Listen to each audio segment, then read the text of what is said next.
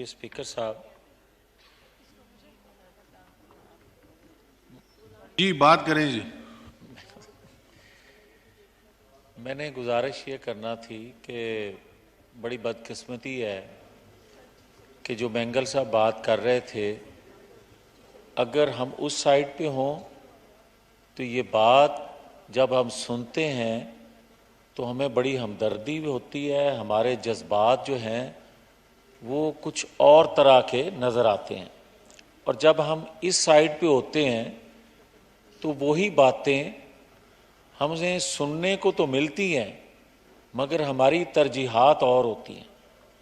और जब तक ये सिलसिला चलता रहेगा, मैंगल साहब हों, सवाती साहब हों या कोई और हो, अगर सवात से बात उठेगी, कराची से उठेगी, तकलीफ पूरे पाकिस्तान को एक जैसा महसूस करना होगी।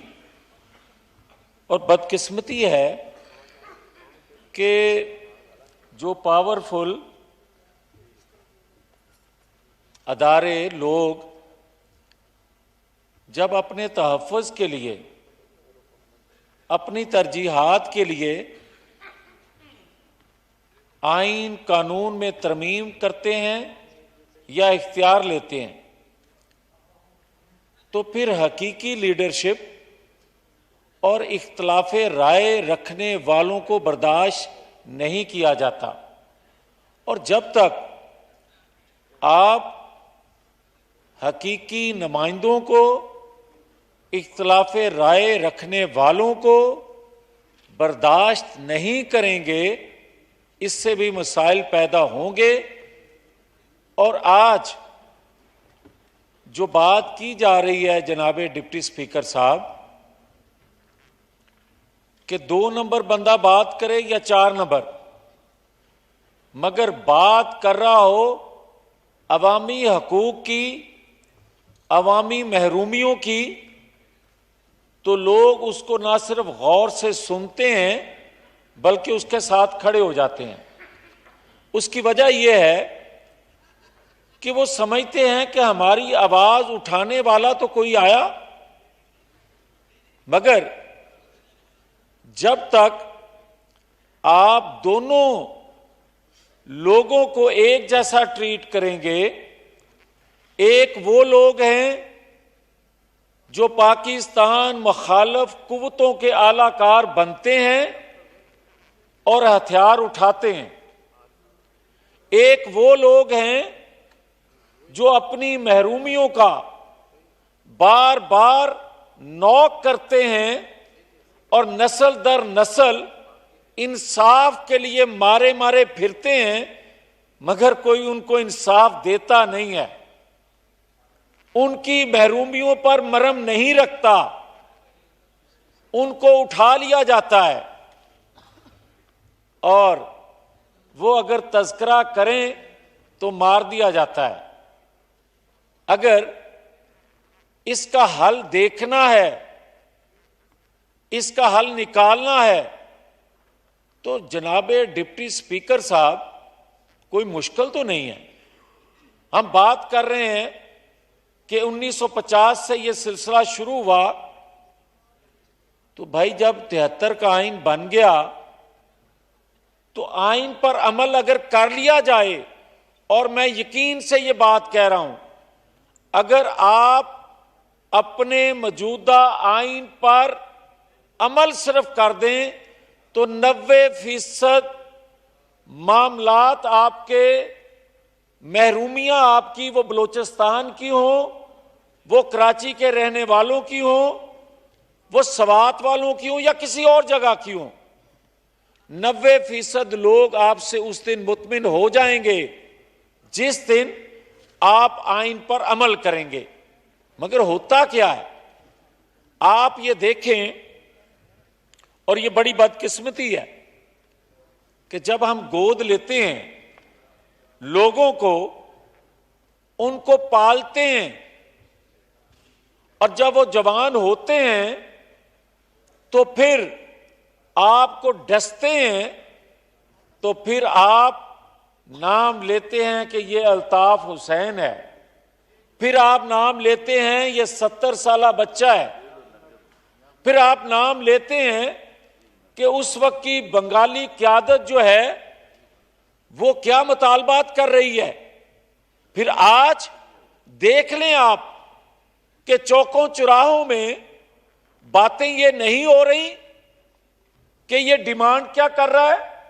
और फिर अगर डिप्टी स्पीकर साहब आप बात करें कि बंद कमरों में जज और जर्नैल फैसले करते हैं, तो या आप माइक मेरा बंद कर देंगे या दोबारा बात करने का मौका नहीं देंगे। और जो चौकों चौराहों में बात करता है कि बंद कमरों में जज और जर्नैल फैसले करते हैं, किसी ने आज तक उससे पूछा? और जो वो बात ये कर रहा है कि बैकडोर चैनल चल रहे हैं, मेरे मुज़ाकरात हो रहे हैं, ये असेंबली आज पूछने में शायद हक बजानब हो, शायद कि वो बैकडोर चैनल है कौन सा, वो किससे मुज़ाकरात कर रहा है और क्यों कर रहा है और किस हैसियत में कर रहा है। बात तो सीधी सी है जो मेंगल साहब बात कर रहे हैं। आज मेंगल साहब बात करते हैं, कल वहां से हासिल बजिंजो साहब बात करते थे, अचकजई साहब बात करते थे, मुफ्ती महमूद बात करते थे, ये पीपल्स पार्टी वाले लोग बात करते थे, दावड़ साहब बात करते थे। भाई बात तो सीधी है कि दावड़ साहब को भी ये शिकवा है कि आइन पे अमल करो। ये क्या कहते हैं? अली वजीर अगर बात करता है तो अभी तक अंदर है और उससे 100 गुना आगे जाके 70 साला बच्चा इमरान खान बात कर रहा है, मगर उस पर कोई दहशतगर्दी का FIR हो जाए, गद्दारी की FIR हो जाए, 2 हफ्तों में उसको फारग कर दिया जाता है कि जनाब तू जरा थोड़ी जी नरम गुफ्तगू कर ले, लिहाजा से तेनू छड़ना चाहने हैं। मगर मेरे पे वही, एक सेकंड डिप्टी स्पीकर साहब, मेरे पे वही बात कहना जुर्म बन गया कि स्मैश कर दूंगा, स्मैश कर देंगे मरियम नवाज शरीफ को। मैंने सिर्फ इतना कहा कि इसको कटहरे में लेकर आए। मैं तो 2 साल से गद्दारी के मुकदमात भुगत रहा हूं। और फिर जस्टिस शौकत सिद्दीकी साहब जो बात करते हैं कि 3 अदारों ने मिलकर इसका बुत तराशा, तो फिर पूरी कौम भुगत रही है। बनाने वाले कोई और भुगत पूरी कौम रही है। और उसकी सजा आप बलूचिस्तान वालों को दें, उसकी सजा कराची वालों को दें या किसी और को। और मैं ये कह रहा हूं, हमें बड़ा एहतराम है हर अदारे में बैठे शख्स का। वजह हमारे भाई भतीजे बेटे होंगे, उनकी कुर्बानियां, अदारों की कुर्बानियां, हम सब उसके मोतरिफ हैं। मगर अदारों में बैठे लोगों से गलतियां क्यों नहीं हो सकती?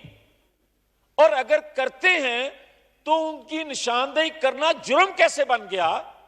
और अगर वो गलतियां अपनी का एतराफ कर लें, जिससे भी हो, तो हमारे लिए, हम तो फिर भी बड़े दिल के साथ, खुले दिल के साथ आगे बढ़ने को तैयार रहते हैं। यही सियासतदान शुक्रिया जी, इसलिए बेहतर होता है